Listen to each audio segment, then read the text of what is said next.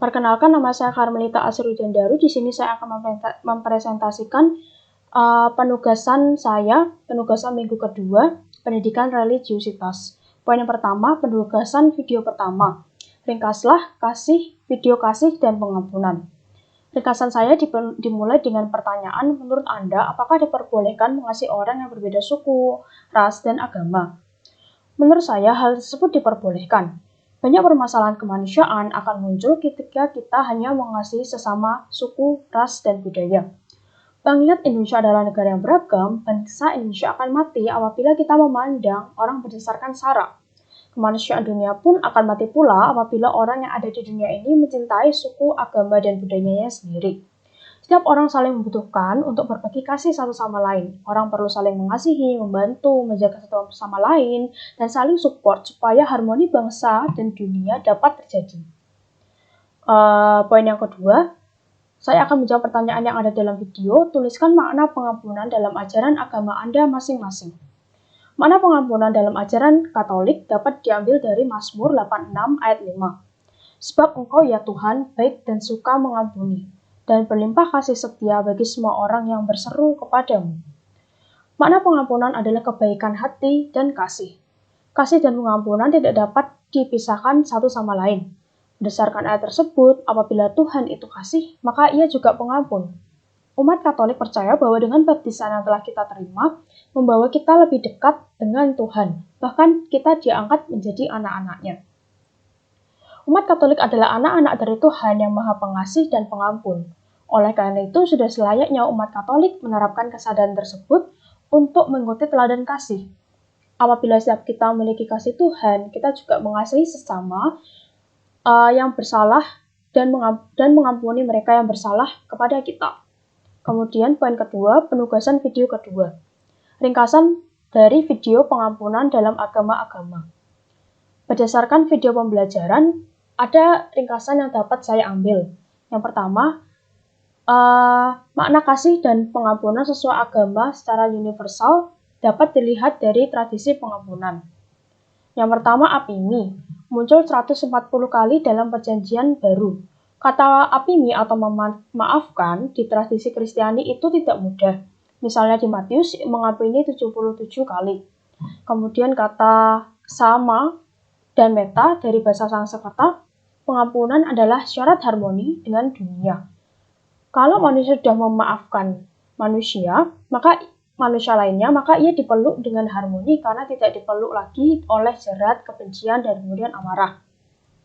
Kemudian ada advesya dari Hindu, orang akan melepaskan diri dari kebencian apabila orang sudah mengampuni. Maka orang tersebut akan terbebas dari rasa sakit diri, penderitaan, dan bergerak maju untuk mencapai kemerdekaan hidupnya.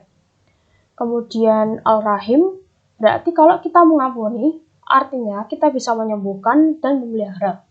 Kemudian ada kata sufah dari Yahudi, manusia bisa menyakiti saudarinya sendiri dan orang lain. Sehingga kita perlu meminta maaf tidak hanya kepada orang yang disakiti, namun juga kepada Tuhan. Oleh karena itu, manusia itu perlu berbalik. Selanjutnya, poin yang kedua, saya akan menjawab pertanyaan yang ada di dalam video. Silakan jelaskan contoh pengampunan dalam kitab sucimu, apa penyebab lahirnya kemampuan mengampuni, dan apa dampak dari manusia untuk mengampuni ke depannya. Poin yang pertama, silakan jelaskan contoh pengampunan dalam kitab sucimu. Salah satu contoh pengampunan saya ambil dari Injil Yohanes 8 ayat 1-11. Perikop ini bercerita tentang perempuan yang kedapatan berbuat zina, kemudian dibawa oleh ahli Taurat untuk dihadapkan kepada Yesus. Dalam cerita ini, ahli Taurat sebenarnya memiliki niat ganda. Pertama-tama menjatuhkan perempuan tersebut serendah-rendahnya di hadapan khalayak ramai, kedua untuk mencobai Yesus. Yohanes 8 ayat 5. Musa dalam hukum Taurat memerintahkan kita untuk melempari perempuan-perempuan yang demikian. Apa pendapatmu tentang hal itu? Kata ahli Taurat. Yesus dan seorang perempuan tersebut dihadapkan dalam situasi sulit. Seandainya ia berkata, lempari perempuan tersebut, maka Yesus akan dicap sebagai pengajar paling keji yang ada. Hal ini akan bertentangan dengan ajaran cinta kasih yang telah ia ajarkan. Perempuan tersebut pun akan kehilangan nyawanya. Seandainya Yesus berkata, lepaskan perempuan tersebut, maka ajaran Yesus terlihat lemah dan memperbolehkan kompromi dengan perbuatan dosa. Pada akhir cerita, Yesus menjadi satu-satunya pembela dan yang melepaskan perempuan tersebut. Ia turut mencari jalan keluar yang paling tepat untuk setiap keadaan. Ia dapat keluar dari situasi rumit, mengalahkan akal jahat Taurat, ahli Taurat, membela, dan mengampuni perempuan yang kedapatan berbuat zina. Bacaan tersebut memberi arti bahwa sebagian jawaban atas situasi sulit yang kita alami dalam hidup kita adalah dengan pengampunan. Kalau ada seseorang yang berbuat jahat, menipu, merendahkan, mengolok-olok, dan menyakiti, tugas kita hanyalah mengampuni mereka yang bersalah kepada kita. Kita tidak memiliki hak untuk mengadili ataupun membalas perbuatan jahat. Yang B, apa penyebab lahirnya kemampuan mengampuni? Menurut saya, penyebab lahirnya kemampuan mengampuni adalah kesadaran bahwa perasaan dendam dan dengki tidak akan membawa kepada kedamaian hidup. Kita harus memutuskan untuk dapat melepaskan perasaan tersebut demi hidup harmoni dan damai. Perasaan kedengkian, dendam, amarah tidak melekat pada si pelaku kejahatan, namun kepada kita, si korban kejahatan tersebut.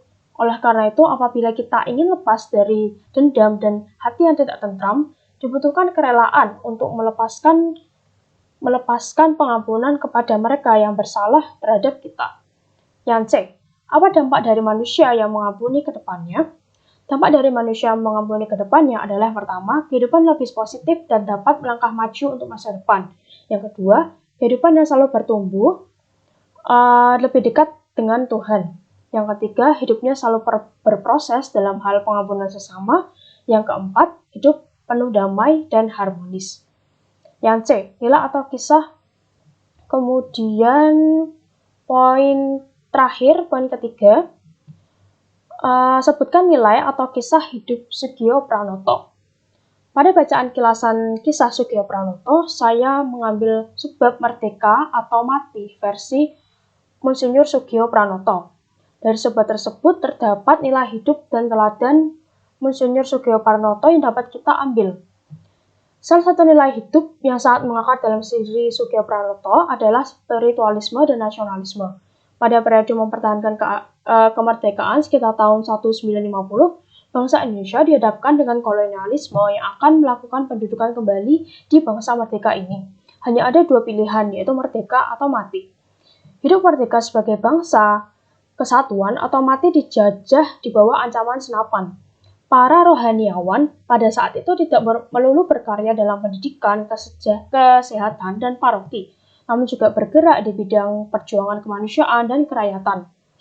Monsinyur Sugio Pranoto seorang rohaniawan yang sangat kaya akan nasionalisme sehingga merumuskan 100% Katolik dan 100% Indonesia. Setiap hari kegiatan beliau diawali dengan misa harian, kemudian mereka turut berdoa untuk memperjuangkan pertahankan kemerdekaan. Keseharian beliau tidak melulu pada hal rohaniawan. Ia perhatian pada pendidikan, kepada pengungsi, kepada orang yang berbeban berat. Kemudian ia juga menghadiri pertemuan pembicaraan dengan pihak non-Katolik, bahkan berpidato menghimbau gencatan senjata antara Indonesia dan Belanda. Dengan keterlibatannya, Monsinyur Sugio Pranoto membuktikan bagaimana kekatolikan dan nasionalisme tidak terpisah. Sekian presentasi dari saya, mohon maaf bila ada kesalahan kata. Sekian dan terima kasih.